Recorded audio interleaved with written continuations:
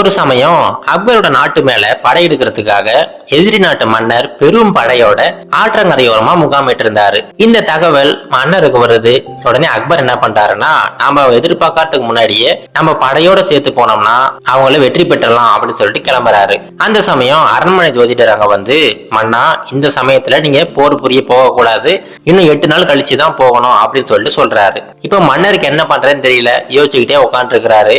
அந்த சமயம் பீர்பால் அங்க வராரு.